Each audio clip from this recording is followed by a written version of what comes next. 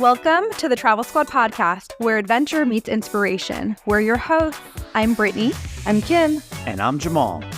Together we explore international destinations, hike epic national parks, and share unforgettable travel experiences with you, one passport stamp at a time.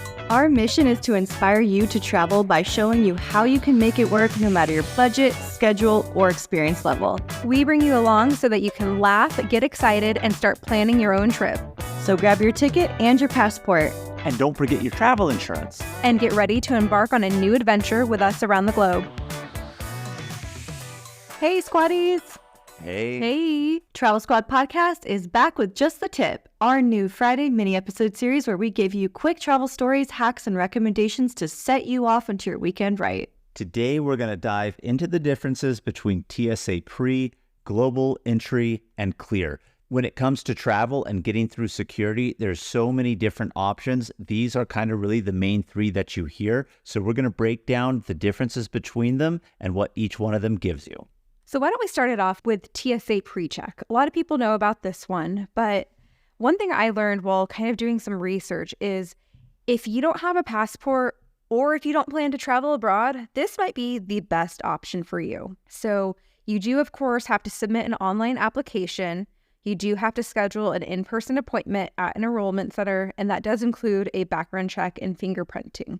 But once you're approved, you have a 5-year membership, and it's only about $80 for the 5 years. So, that's less than $20 a year. So it's pretty affordable. And there's a lot of different credit cards that we've talked about in the past that actually reimburse you if you pay for this on your credit card. The Chase Sapphire Reserve is one of those. The Venture X is another one of those. So you can actually get it for free. What TSA PreCheck is you get expedited security checks at more than 200 airports in the U.S. So if you're listening abroad, this doesn't really apply to you. But for us in the U.S., this means we don't have to remove our belts, shoes, our light jacket.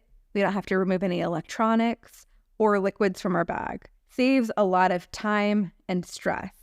Honestly, once we got TSA Pre, I don't even know how we lived beforehand without it. When we get to the airport, and very few times will I see the TSA Pre line now being a little bit longer than the regular security line, but there may be more people, but you're going to move through fast because you don't have to do all those miscellaneous things that Brittany just mentioned, such as removing the shoes, belt, jacket, liquids, etc.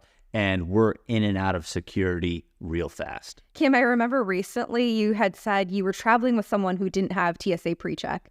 And so you stood in the regular security line with them. And how did you feel going through that? I felt like a peasant again. I actually really hate the scanners that you have to go into and you have to put your hand over your head and spread your legs, and then they have to kind of lightly molest you, check all your pockets and things like that. It's a degrading experience.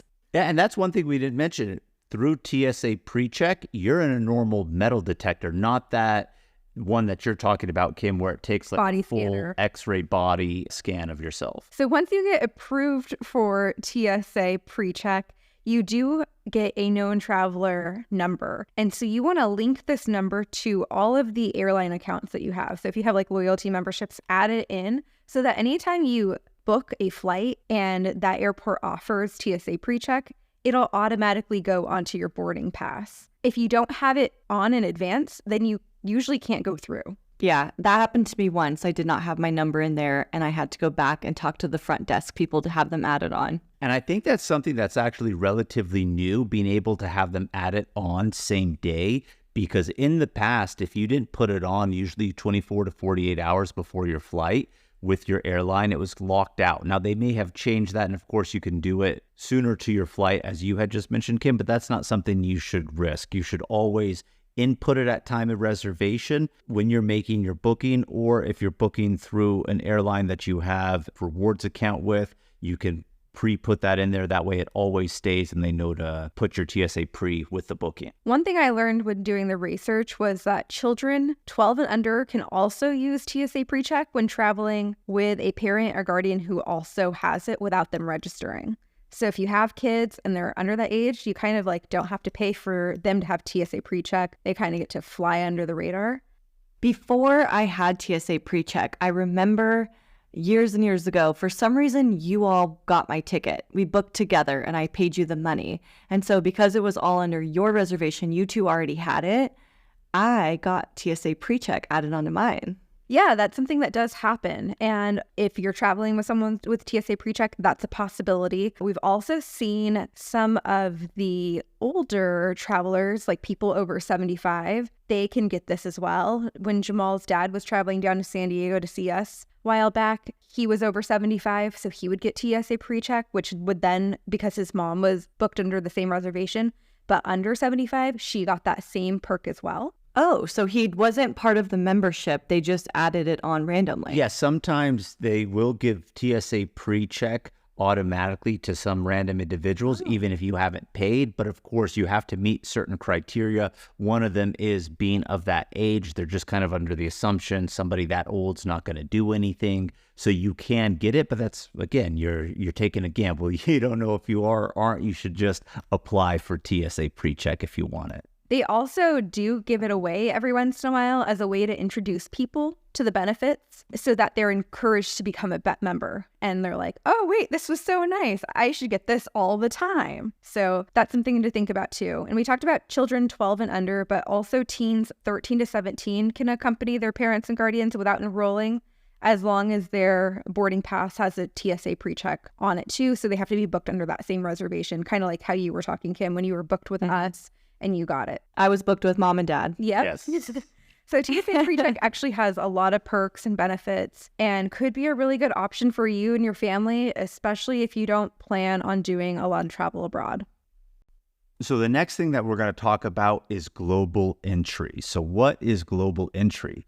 It's basically a U.S. Custom and Border Patrol program that provides expedited U.S. Customs screening for international air travelers when entering back into the United States.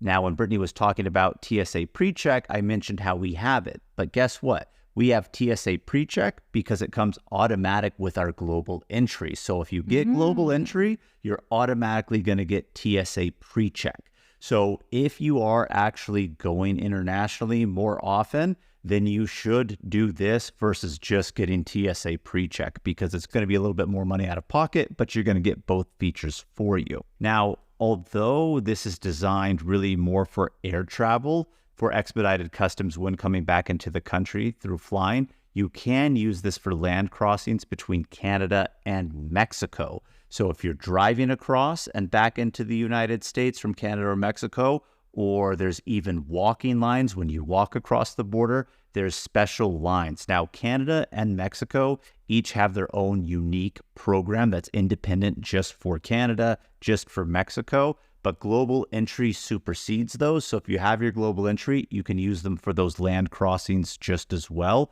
to have faster lines going across. I can't even imagine sitting in a regular border crossing on a Sunday from going from Tijuana to San Diego without having global entry. It's going to be a mess. Yeah. You want to talk about the body scan as a degrading experience?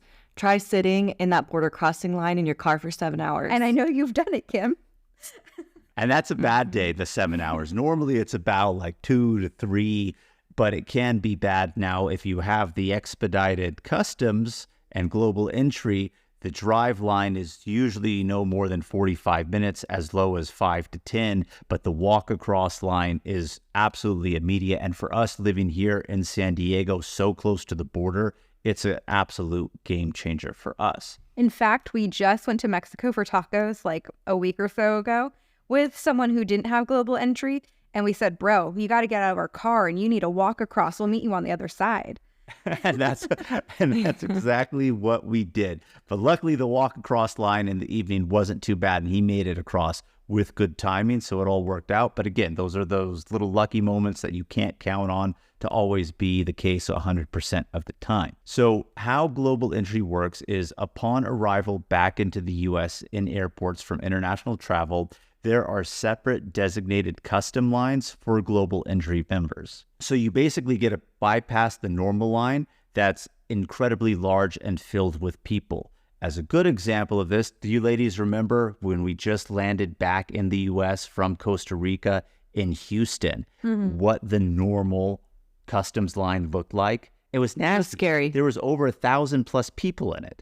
And Zaina traveled with us on that one. Shout out to the OG squad, Zaina, on that trip.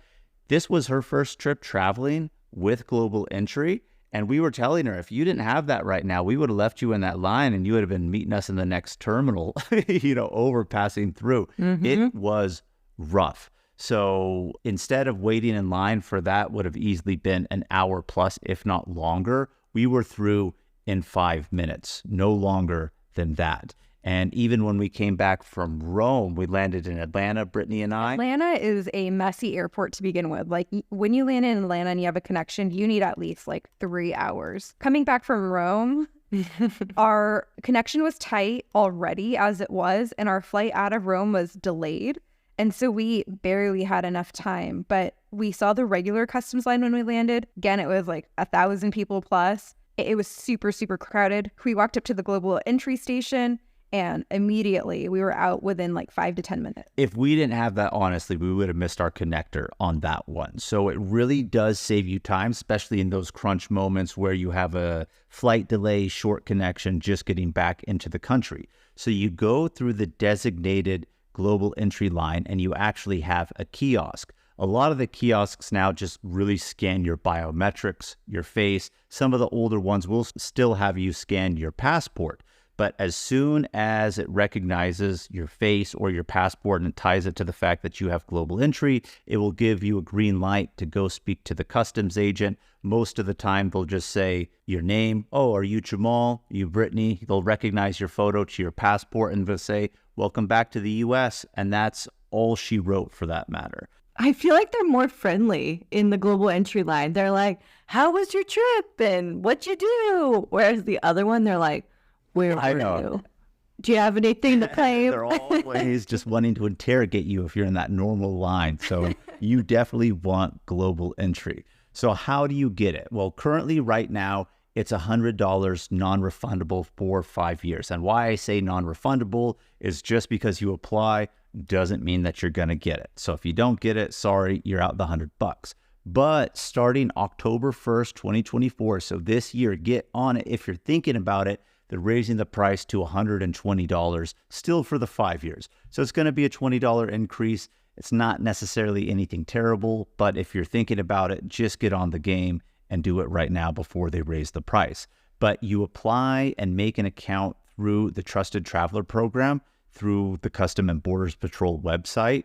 You pay that fee. You answer all the questions that they have. Most of the questions are what countries that you've visited recently. It will ask employment history, of course, questions of if you've ever been convicted of crimes, felonies, etc. And then once it goes through the appropriate background, they'll let you know if you're conditionally approved, at which point you have to do an in-person interview at a designated Global Entry enrollment center. Lots of international airports count as those enrollment centers. They'll take your biometrics, fingerprints, picture, etc., and you are good to go for 5 years. And now you're traveling free and easy back into the United States. One thing I will say is once you get that card, go ahead and make sure that you've activated it online. I made the mistake of not activating mine once I received it, and I found out about it when trying to cross back into the U.S. from Mexico. That's good to know. I didn't even realize that. One thing I was worried about when I first got mine was the fact that I lost my card. And I was like, oh no, how am I ever going to use this?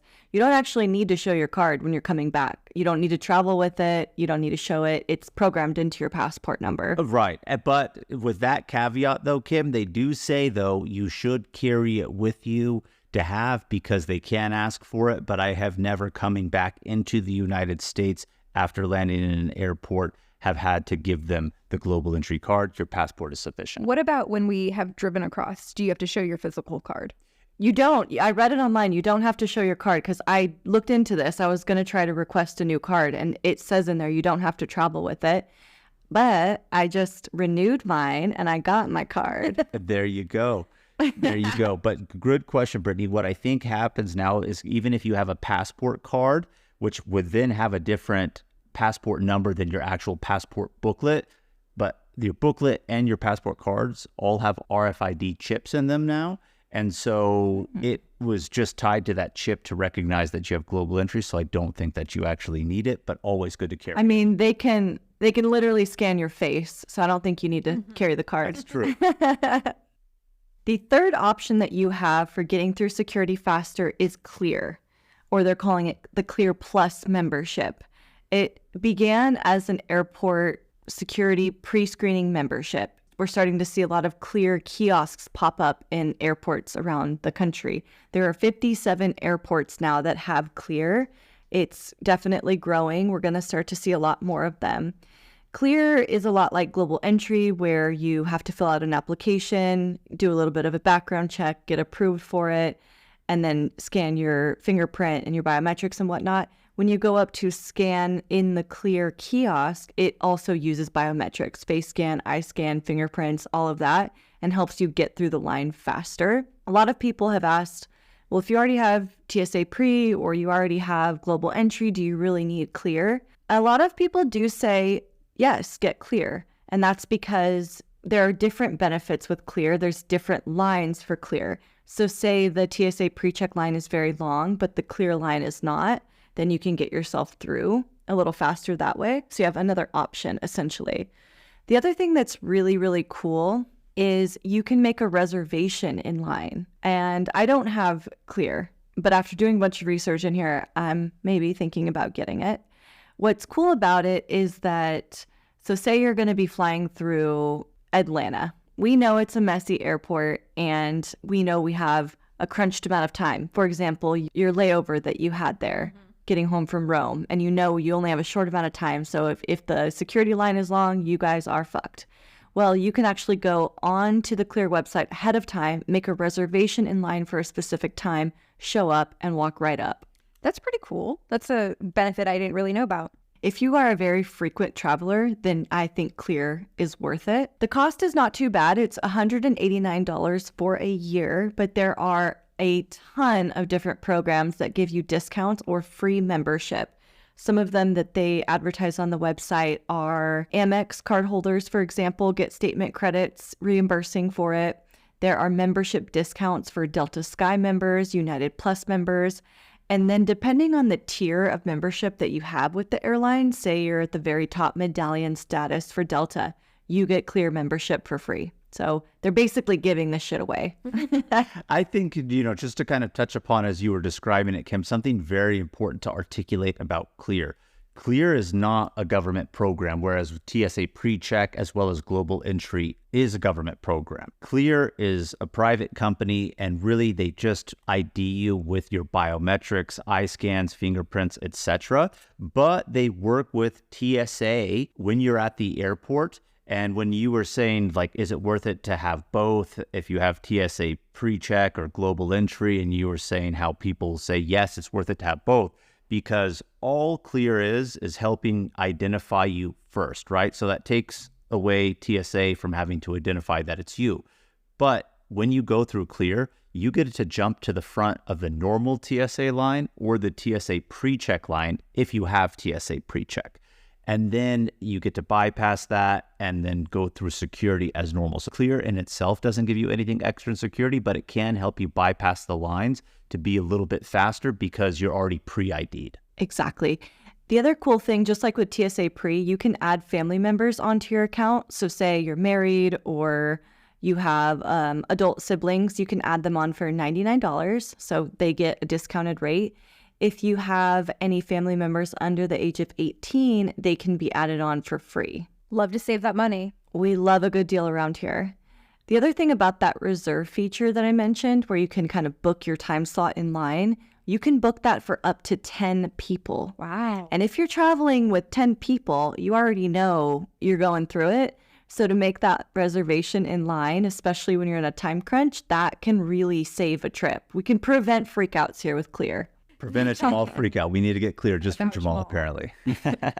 I also thought it was interesting that Clear works with some sports arenas as well. And you can use your Clear membership to some like really popular stadiums like the Capital One Arena in Washington, D.C., the Chase Center in San Francisco. This is becoming a lot more popular. So there's 57 airports. There's not quite as many arenas just yet, but arena lines are just as wild as TSA lines. And depending on the event, it could be even more wild than those. They check your purse, they body scan you, they pull you into secondary cavity search sometimes. They really are getting intense at arenas these days. So to have the clear that you've already paid for travel and now benefiting you at a sporting event, or say you're not a big traveler, but you are a big sports fan, then this one could benefit you in other ways. Whichever one you do get, we do recommend getting one. Even if you travel just a couple times a year, probably the worst part about traveling is traversing through the airport and then, of course, sitting on a small airplane and all of that. But if you can make your trip just a little more pleasant of an experience for that airport part of things, it's going to make your trip that much better. I wholeheartedly agree. One way or the other, pick up one of these. And hope this was helpful, squaddies. Thanks so much for tuning in to Just the Tip. Make sure to subscribe, leave a review, and follow us on all the socials at Travel Squad Podcast. And have fun traveling this weekend. Bye, Bye. squaddies.